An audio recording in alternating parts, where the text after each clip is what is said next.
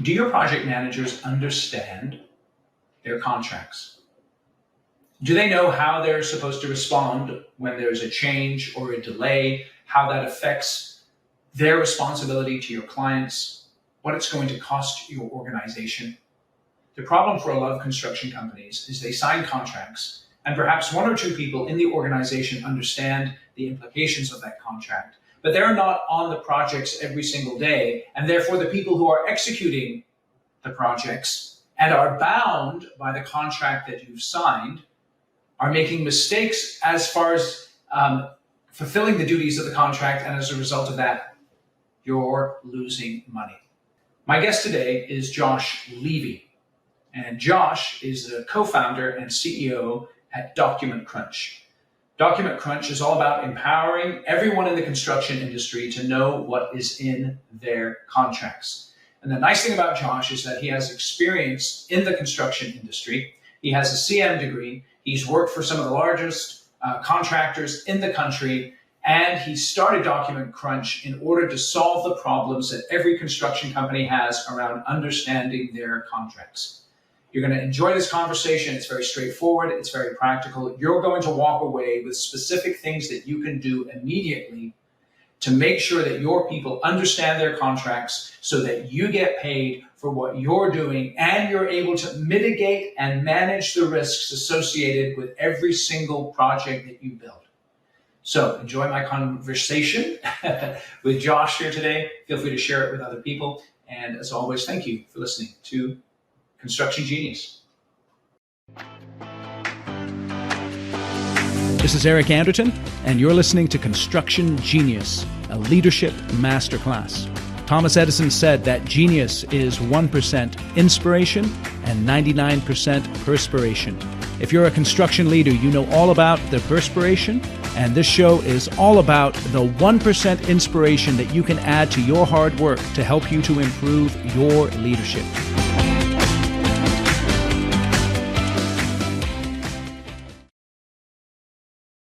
Josh, welcome to Construction Genius. Hey, thanks so much for having me, Eric. It's my pleasure. You have a very interesting background. You started off, actually, before I tell it, why don't you tell it? Tell us your background and how you got into the tech industry. Yeah, actually, I'll tell a little part of my story that not many people know, but I grew up in the South Florida area, Miami guy. Went to the University of Florida. Gators, go Gators. Go Gators. I was a confused freshman when the university made us declare what our major would be. So I went to this little orientation, and the Rinker School of Construction Management made a pretty solid pitch around, at that time it was 2001, that during the then boom in the Florida area, they had 100% job placement and were a very highly touted, program. So I kind of made that random 18-year-old decision to go be a construction management major. I could tell you that, I guess, 20 plus years later, it was the greatest decision I ever made.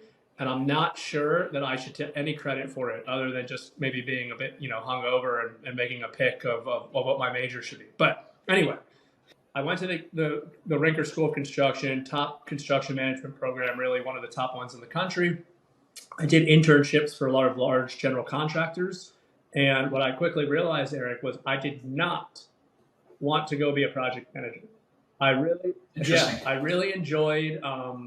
really enjoyed like the big picture of the industry and the business, but I just, the day to day, I had a professor that used to say, to be in this industry, you have to love the smell of sawdust and concrete. I just didn't. But the business I grew quite fond of. So anyway, I did what a lot of confused kids do, and I applied to law school. Ended up getting a scholarship to my hometown school, University of Miami School of Law.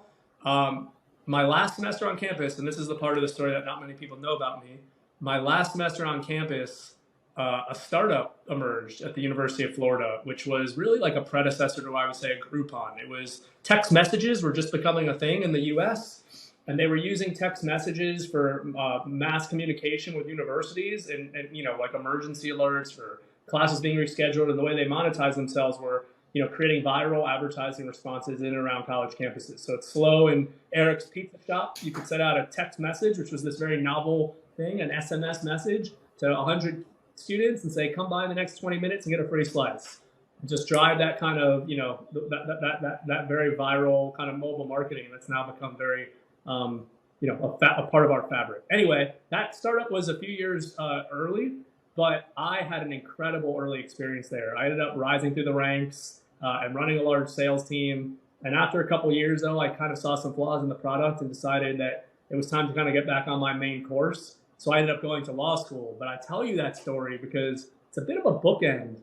Now, when I think about, what big dreams I had back then, how cool it was doing everything. I was a 20-something-year-old kid with way too much responsibility, just drinking from a fire hose and watching a business. When I started, it started at the University of Florida. When I left, we were at 18 campuses, and I think we had 75,000 users of the product. And so I really saw something go from nothing to something, and it was a pretty neat experience. But I went to the University of Miami Law School, of course, graduated around 2010. And at that time, I don't know if you recall, but the entire world was on fire. The economy was in the tank. Nobody graduating law school could get a job, except in the South Florida area, all of the big buildings that had been built were now all in litigation. And there was a demand for one type of student, the type of student who had a background in construction that could go into one of these big firms and do construction litigation. So that Brinker School of Construction degree ended up being a lottery ticket for me at a time when nobody could get a job. So I had a good early part of my career, practicing in construction law. And I actually, this is a long, very connected story. I ended up clerking while in law school for the preeminent construction law firm in the United States. I was working for a then young partner of this law firm by the name of Adam Hanfinger. Adam Hanfinger, fast forward many years later, is now the managing partner of that law firm and is my co-founder at Document Crunch. So Adam and I had a great early start to my career. He taught me much of what I know about construction law. And 8 years ago, I left Adam. I moved from South Florida to Georgia, where I am today, Atlanta, to go in-house with an E&R top contractor, and ended up having a great 5-year run there, rose up through the ranks there, ended up running, the legal department of a $1 billion+ business unit of this large contractor. Ended up being really overwhelmed with construction contracts and the various workflows and the day-to-day issues that were arising on projects. Hired my old buddy Adam to start helping me with some of that overflow work.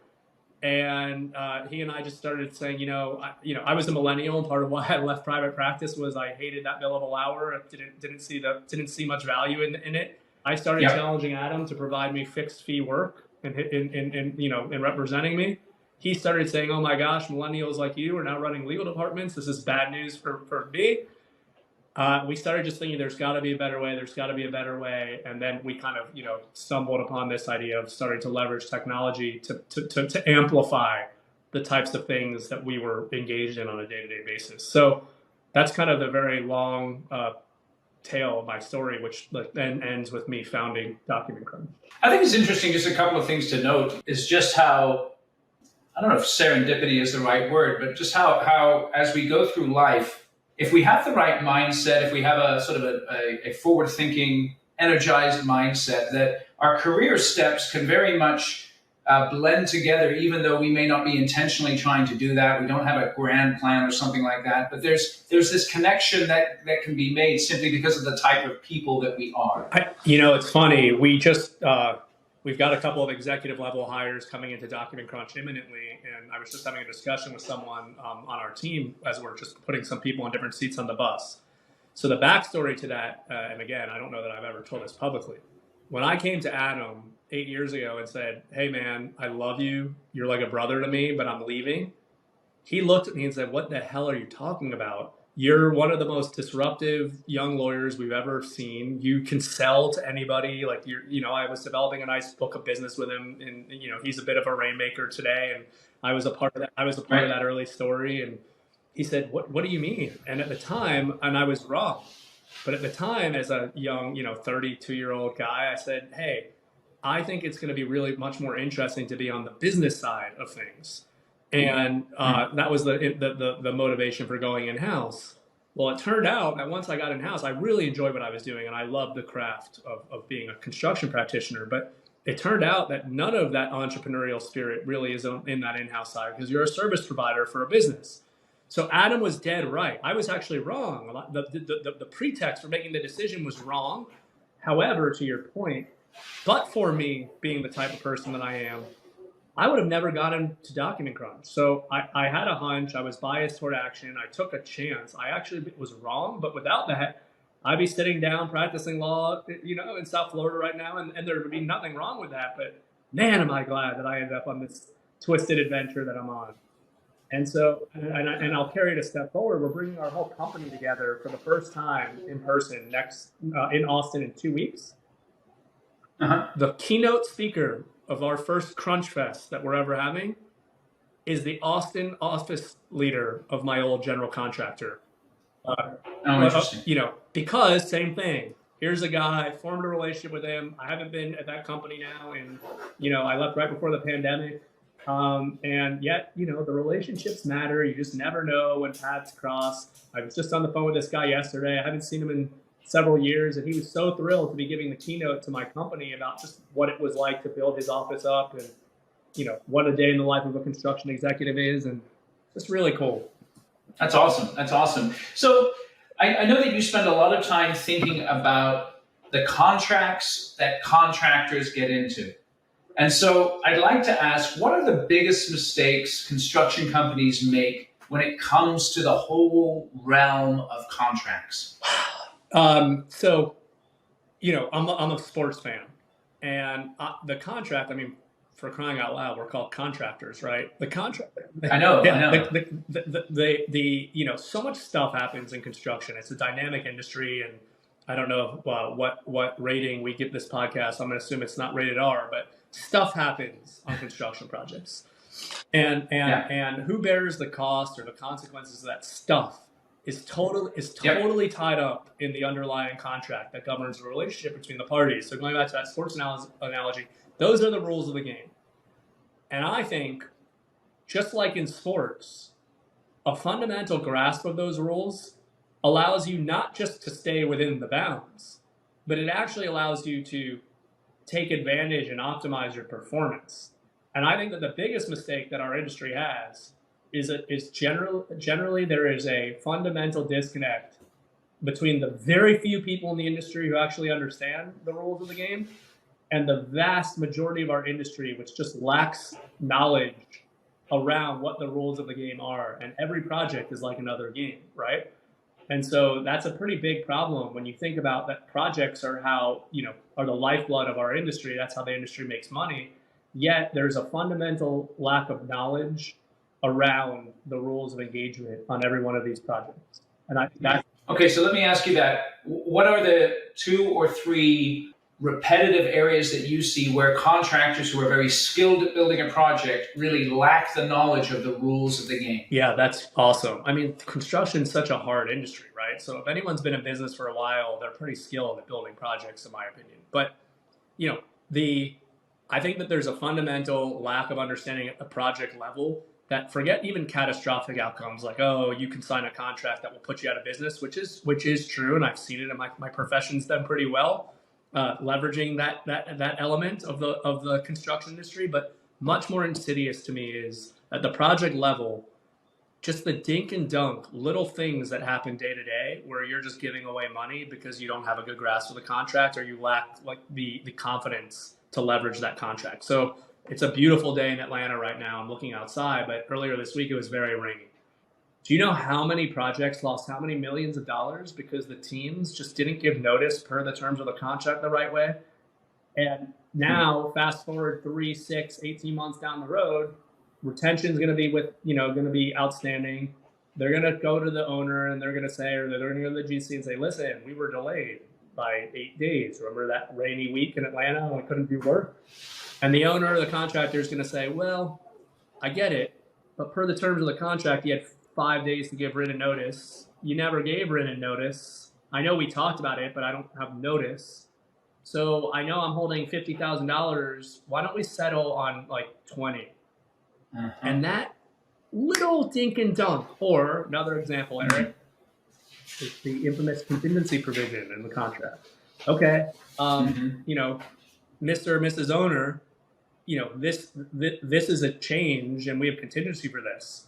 Well, the owner is just saying you can't use contingency for this. Save the contingency for something else. You're under budget. It's fine. Okay, well, let's just do that. You get to the end of the job.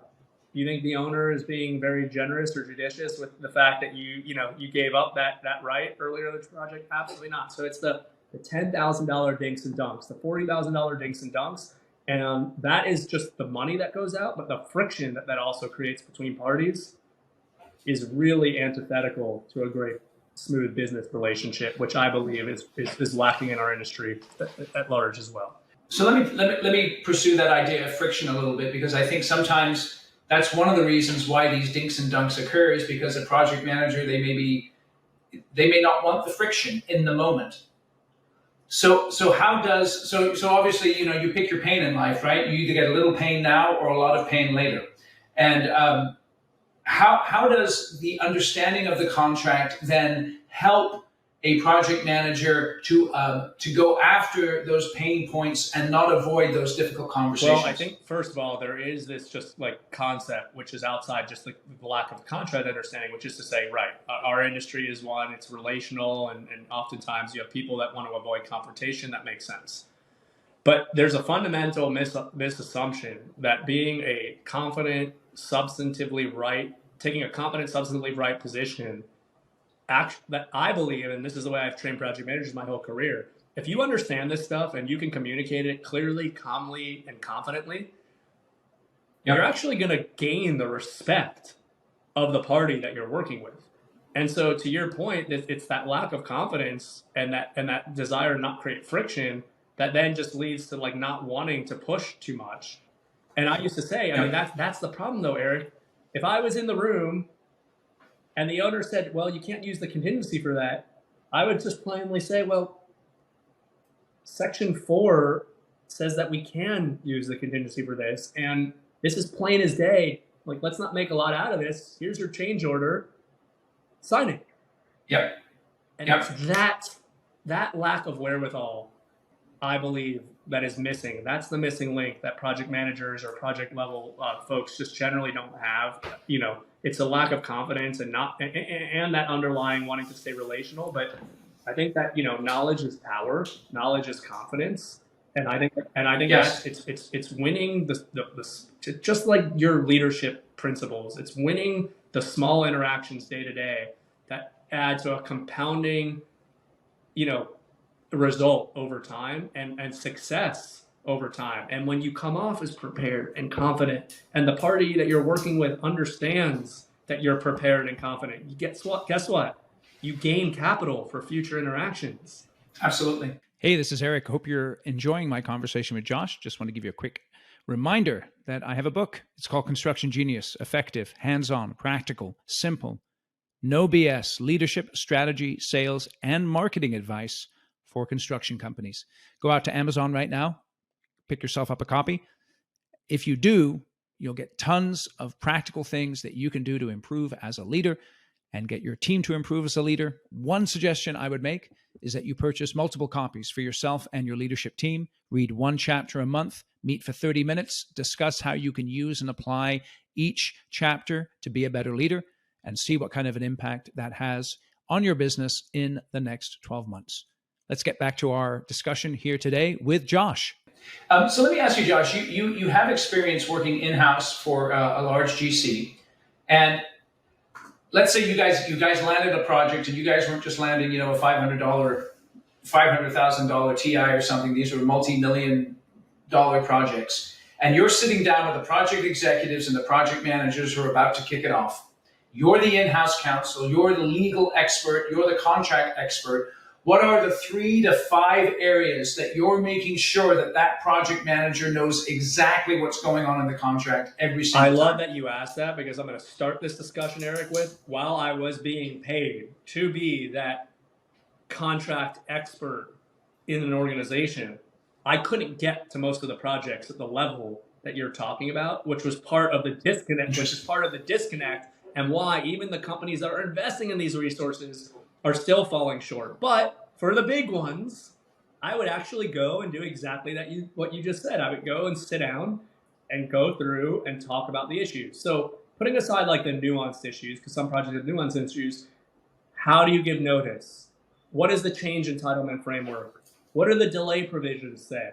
Those would be really the main three, right? It's all about change entitlement and delay entitlement. I mean, I believe and notice becomes the vehicle by which you have to deliver that. You have to deliver it, against once again rules of the road in the right form, with the right timing, and with a clear, understanding of what's going on, again, to create a very competent picture and entitlement. And I would say that those are the main ones, but there's a bunch of other big ones. That contingency provision I mentioned can be a big one. If there's audit rights, that's one that's come to bite teams on the butt. Even just basic things like confidentiality provisions. Hey, make sure that your trade partners aren't tweeting pictures of the job site, because we're going to get fired from this job if that happens. By the way, I've seen it happen. And so there's a lot of gotchas in there, but the big ones really relate to change order, change entitlement, delay entitlement, notice provisions, and then I would say secondarily, audit rights, contingency rights, things like that. So what are the biggest mistakes? So let's say a contractor is aware that they're not quite hitting it out of the park in terms of knowing what's in their contracts and using that effectively. What are the biggest mistakes they actually make when they're trying to fix the mistakes they're making with their contracts? That goes back to kind of what I was just getting at. I think that the biggest mistake, like our industry is very binary, and I think the biggest mistake that the industry makes is you have, in my opinion, around contracts, two classes in the industry. You have the over-investors and the under-investors. The over-investors are the folks like these really big construction companies where, as you know, profits are shrinking. The industry is not getting any less risky, but we're taking sledgehammers to this problem, having, big overhead functions, risk management, legal, whatever. And the problem with that, Eric, is exactly what I just said. You still have this failure to democratize that subject matter expertise to the people that actually need it to call the right plays in the field every day. So with the over-investors, you're probably getting great assurance around, hey, we're not signing contracts that are too risky where one bad thing is going to put our company out of business. So I believe that the over-investors are very effective at, I'm talking obviously in general terms here, but my experience says that the over-investors, they have these experts that are really good at protecting the company from catastrophic outcomes.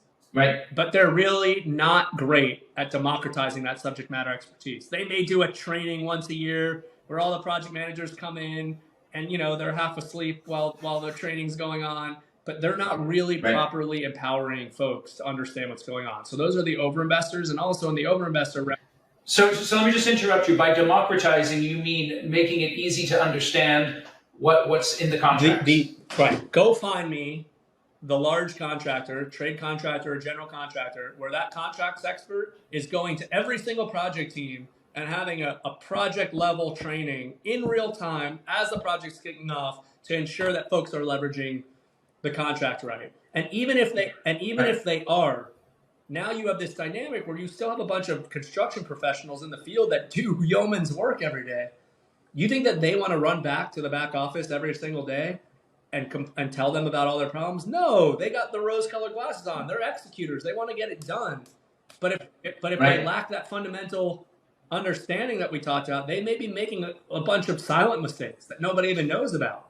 So you have like this disconnect between the back office and the field. So the mistake is you're spending a lot of money, yet you're not amplifying this knowledge well enough. And on the other side, this is less of the affirmative mistake. This is just the status quo, which unfortunately is the vast majority of our industry.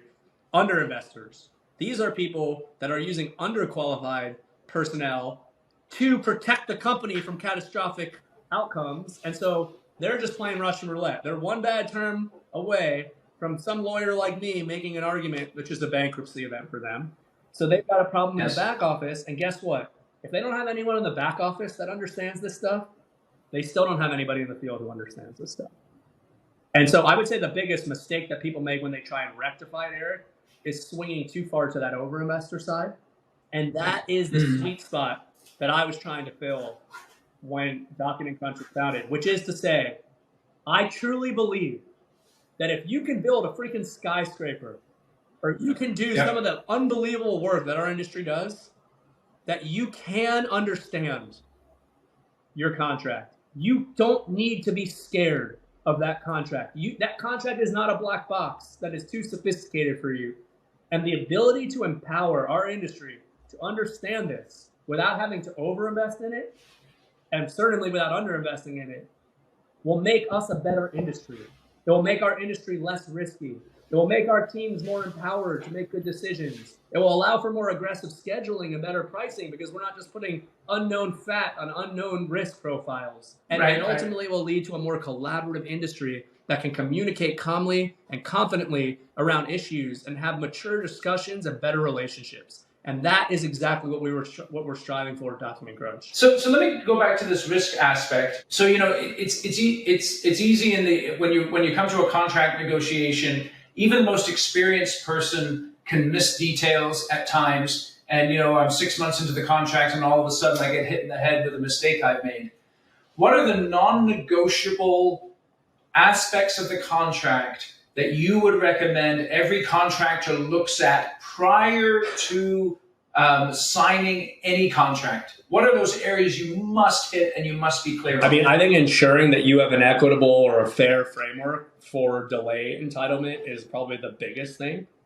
And if you don't, and this goes back to like why you should be empowered to understand this, it's not to say that you are going to get that equitable framework on every deal. But if you don't get it, you better know about it, and you better have a plan to mitigate against it. And I'll give you an example. I did work for a major airline, and it was for a project like a airplane cleaning facility on an airport grounds in a very rainy area. And the airline was non-negotiable that we could not get rain entitlement. Made no sense. I raised it with the project executive during the negotiation. She said, this is non-negotiable. So what did we do? We went to the almanac.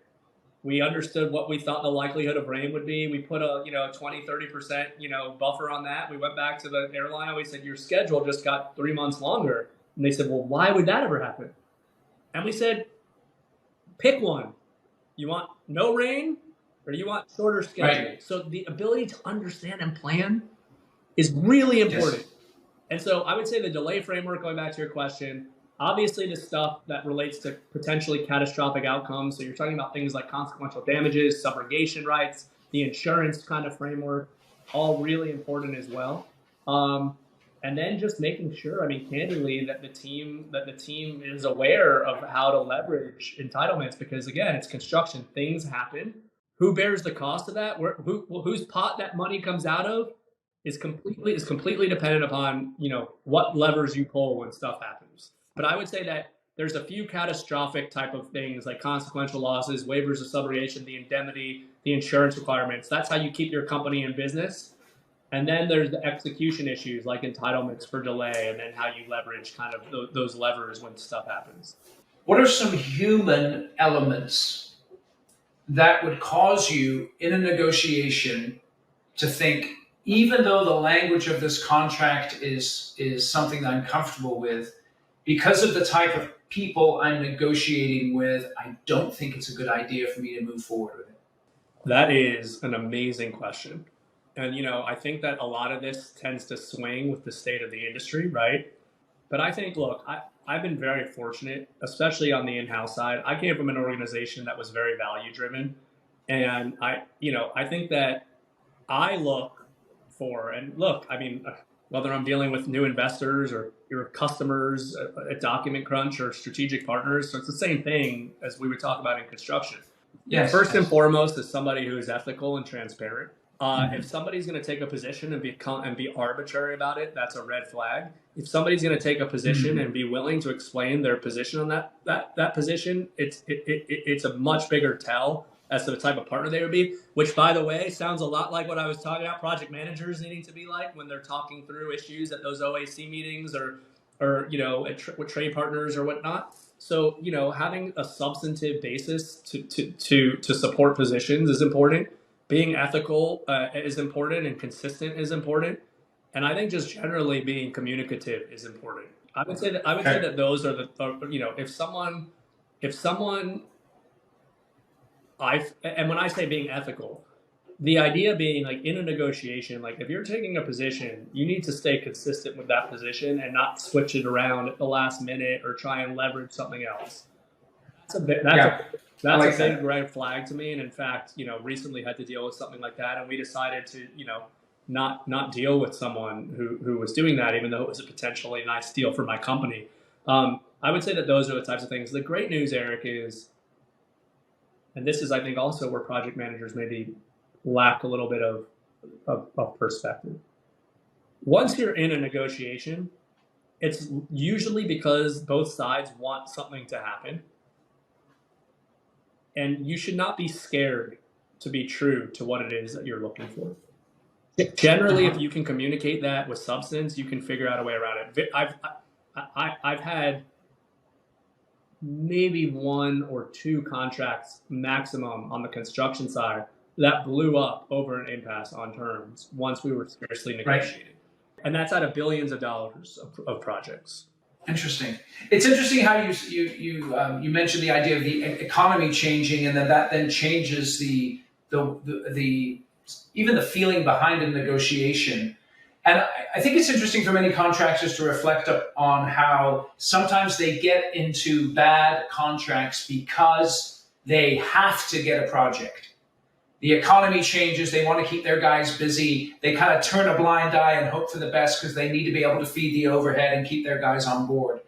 And that's when I think contractors need to be most careful in those tough economic times when you are feeling a little desperate, and it's so easy to sign when you really haven't done your due diligence. That's exactly right. And this, again, goes to like the fundamental premise of what I'm trying to solve for.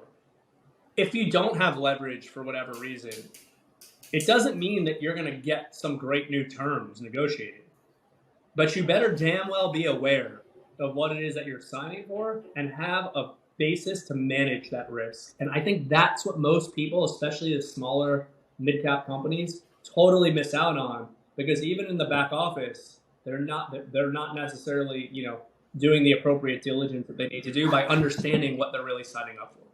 Yeah. So let's use that scenario that I just gave. The airline that wouldn't give delays for rain.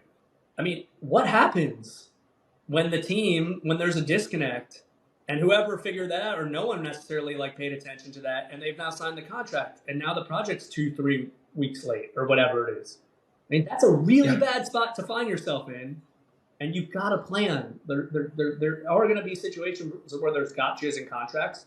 It's not preferable, but our industry also is sometimes unnecessarily adversarial too, especially yes, it's true. And so you have to understand and plan for these things.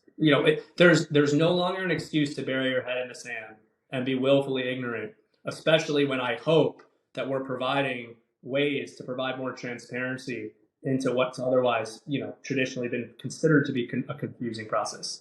How many, in your mind, if you don't have an answer to this, is fine. When let's say you're engaging for what your company would be a significant project, there is significant risk involved. Obviously, you're willing to embrace that because that's part of the gig of being in construction. How much time should a company take in reviewing the documents, the contracts, before making any commitments? I mean, that was the work. That was the precise workflow that got me to have to need help from my old buddy Adam at my firm. Right? You're going, 1 for 3, 1 for 4, 1 for 5 on bids to 1 contract. You've got to put that high level set of eyes on it because of things like the schedule and the price that may need to change to accommodate for the risks that I'm talking about, which is, you can't take out your bloody red pen at the bid stage and bleed all over a contract. But I think it's a fair point to say, hey, this price considers the assumption that we should be reasonably entitled to weather events in one of the rainiest cities in the entire country. If not, we'll talk about, how the price and schedule may need to change. Yep. Okay. I get that. So let's say I've signed the document, or I've signed the contract rather. I'm in the middle of the project. I noticed some provisions that I hadn't noticed. What can I do in your experience there? What can I do to address that so that I'm not damaged in a significant way. I mean, look, the beauty of America, one of the beauties of America is that we tend to honor the agreements that parties enter into. So you're not going to get any, sympathy from the world in this environment or in this society around, whoops, I signed up for something. So you don't get to back out of it. Yeah. The question and point is, how quickly can you wrap your head around it and make plans to mitigate it? And that goes back to, you'd rather do that at the bid phase before you've committed to price and schedule. You'd rather do that at the bid phase than you would, after the contract's been signed and you've already kind of set up your deal, right? Yep. I know a lot of owners or construction leaders that have probably P&L responsibility listen to this podcast. Nobody likes a bust in their budget. So getting your arms around what it takes to deal with that risk as early as possible is important. Excellent. So tell us a little bit more about Document Crunch, Josh. Tell us a little bit more about how you're helping the construction industry address some of these challenges that we've been talking about. Yeah, I mean, thanks for that. The core mission that we're on is to really empower everybody in the industry to understand what's in their contracts. And when I say everybody, I mean everybody. And so cool. That is the back office, and that is the folks in the field. And, basically we make construction contracts much easier to understand for everyone, presented to you in a way that it's easy to navigate, to have some context around it, etc. And my hope and belief is that the byproduct of what we are doing is allowing this industry to be better, to be smarter, to be better at managing risk, and to ultimately be more profitable. That's what we're really going for, and that's what Document Crunch is waking up doing every single day.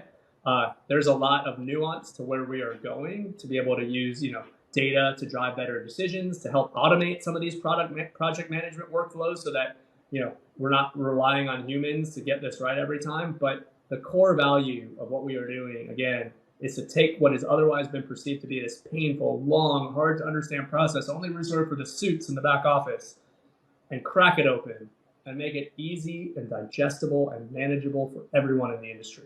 That's tremendous. How can people get in touch with you? Yeah, sure. You can connect with me on LinkedIn. I'm pretty active there. Document Crunch is available at www.documentcrunch.com. And look, it's been a wonderful journey so far. And I'd like to think that the leaders in these organizations are seeing how when their folks are a little bit more empowered, a little bit more educated, good things are happening, right? Let's go on offense and be a better industry, not always be so defensive about everything. That's tremendous. And last question here. I know you're in the Atlanta area there. So if I'm visiting Atlanta, what's the one restaurant I should hit? Wow. I know it's a tough one. That's a tough one.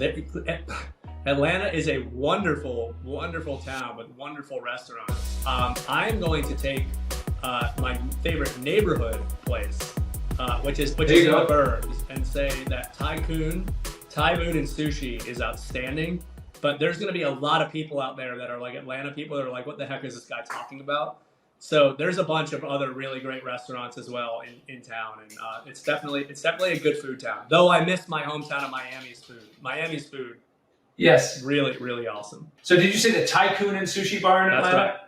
Awesome. We'll put the links in the show notes, so if people want to hit that up, they can hit it when they're in town, make a trip out to the suburbs. I hope I get a free pad thai and a nice spicy tuna roll, compliments of my favorite restaurant. I hope they're listening to this. I don't know if they are, though. Yeah, right. There you go, Josh. Appreciate you joining Construction Genius here today, and I wish you all the best. Thanks so much, Eric. Thank you for listening to today's episode. Hope you enjoyed my conversation with Josh. And make sure you check out his website at documentcrunch.com. Before you bounce for the day, I'd like to make a request. Please give Construction Genius a rating or a review wherever you get your podcasts. And that helps the show to be seen across the interwebs. We're looking to make sure that we impact as many construction professionals in a positive way as possible. And that comes through reviews and you sharing the show and all of that awesome stuff. Thanks again for listening today, and I'll catch you on the next episode.